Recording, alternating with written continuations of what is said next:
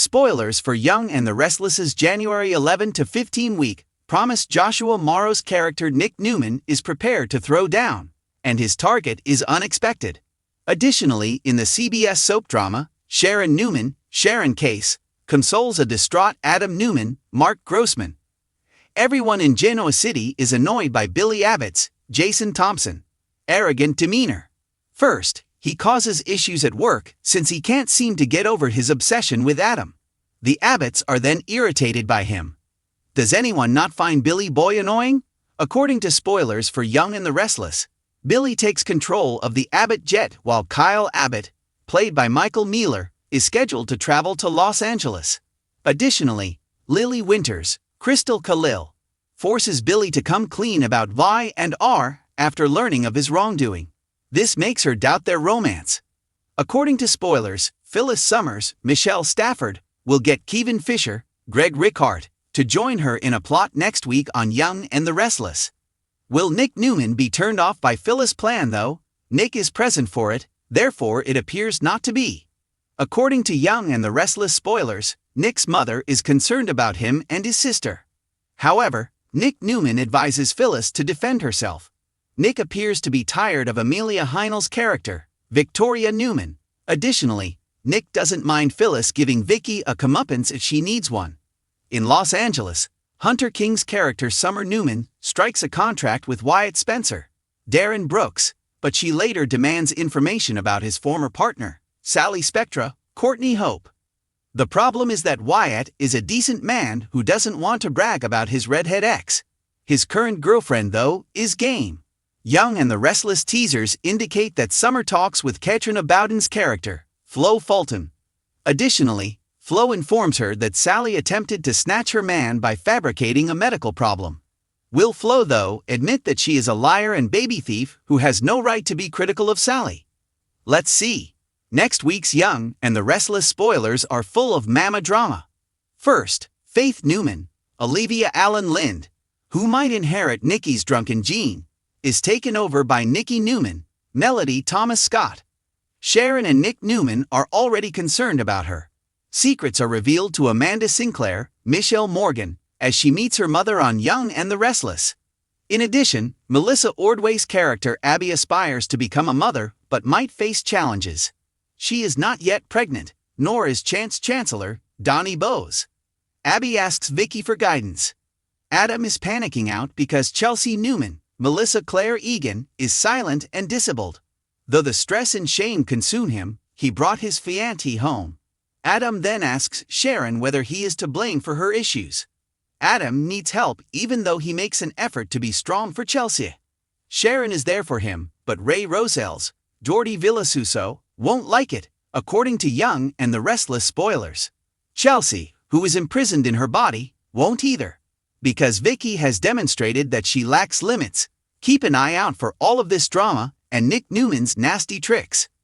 Genoa City is on the verge of another upheaval, but this time it's a family conflict rather than a corporate competition. Everything their father constructed could be destroyed as the Newman brothers are on a destructive collision course. Adam's desperation drives him straight into Sharon's arms, who knows his heart better than anybody, as Nick's rage becomes overwhelming.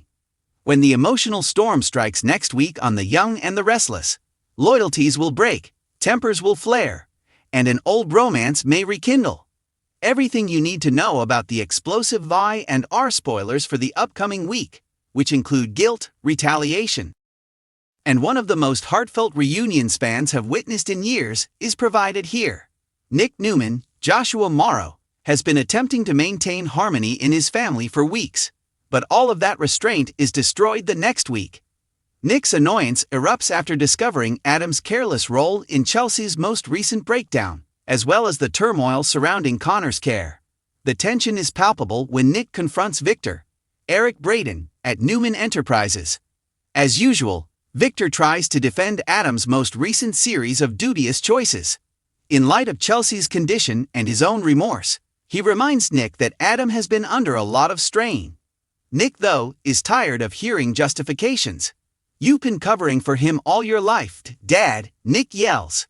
"You jump in to save him every time he makes a mess or breaks someone's heart. I'm done keeping him safe then."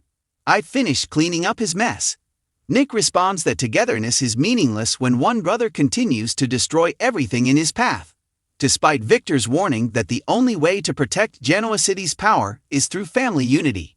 When Victor tells Nick that he's not perfect either, bringing up his history with Sharon and Phyllis, the confrontation gets heated. However, Nick refuses to back down. "Do you wish to pretend to be the castle's king? All right. However, I will no longer allow Adam to destroy this family." Victor is left startled as he storms out, formally starting the father-son conflict. Behind the scenes, Nick is angry for reasons other than business. It's very intimate. Nick's remorse and animosity combine to create an explosive situation, since Adam has harmed too many people he loves about and Chelsea's condition is getting worse. This is going to turn really hot. It's no longer a Cold War. Adam Newman, Mark Grossman, meanwhile, is in a downward spiral. Every day he feels more and more crushed by the guilt he feels over Chelsea's medical condition. Adam is emotionally destroyed as a result of Billy's accusations, Connor's dread, and Victor's deceptive assistance. He can't sleep and spends long nights wandering the hospital hallways, plagued by memories of the moment Chelsea passed out. Her voice, her expression, her hand becoming limp, all of it replays in his mind like an unavoidable nightmare. Adam is barely able to contain himself when Nate Hastings, seeing Dominic, gives him an update on her condition. Nate states cautiously, "She's stable, but recovery will be challenging. She will require patience as well as therapy." Adam's voice falters. "Have patience? You mean you have time to pardon me?" Adam acknowledges, in a rare moment of candor, that he feels cursed, and that he destroys the lives of everyone he loves no matter what he does. "I made an effort to act morally, but I went too far. I destroyed his mother because I wanted to help Connor." This emotional disintegration serves as the impetus for the subsequent events.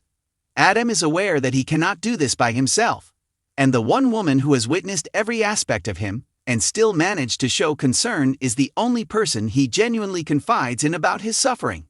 Sharon Rosell's Sharon case is that individual. Adam appears to be a guy on the edge of breakdown when he arrives to Crimson Lights late one evening. Sharon knows right away that something is amiss. At first, she tries to keep things professional by offering him coffee and a seat. But after seeing his shaking hands and sunken eyes, she breaks down the barriers. Adam opens up about everything, including his feelings of guilt, the altercation with Billy, Chelsea's stroke, and Connor's emotional collapse. His voice cracks as he continues, "Sharon, I can't do this any longer. I'm sick of playing the bad guy. I'm sick of losing the people I love." With tears in her eyes, Sharon listens softly. Although she's been here before and has witnessed Adam at his most vulnerable, something feels different this time. His tone is one of regret and tiredness rather than manipulation or rage. She puts a reassuring hand on his and murmurs, "This time, you're not alone." Adam is moved to tears by that small act. It's a raw and intimate moment between two souls who have injured each other but always manage to get back together. Adam nods as Sharon gently urges him to go to treatment and be there for Connor. But it's obvious that he wants her assurance more than her counsel. There is a glimmer of emotional warmth between them that fans haven't seen in years. However, there is a price for Sharon's kindness. Someone else is observing intently, and he is not pleased about it. Nick enters Crimson Lights as Adam is embracing Sharon in a turn of events that shakes the entire week. He is stopped in his tracks by the sight. He merely looks for a moment, his jaw tightened, his anger building, and then he moves forward to make his presence known. "Are you really repeating this?" Nick makes a modest but menacing demand. "Adam, she has endured enough with you." Nick doesn't believe Sharon's attempt to defuse the situation by claiming that Adam simply needed someone to talk to. He yells, "You said that last time too." And observe the outcome of that. The brothers' animosity flares out like dynamite. Nick responds that Sharon deserves better than to be Adam's emotional support system, when Adam claims that she is the only person who doesn't treat him like a monster. "You run to Sharon whenever you're at your lowest," Nick says, taking a step closer.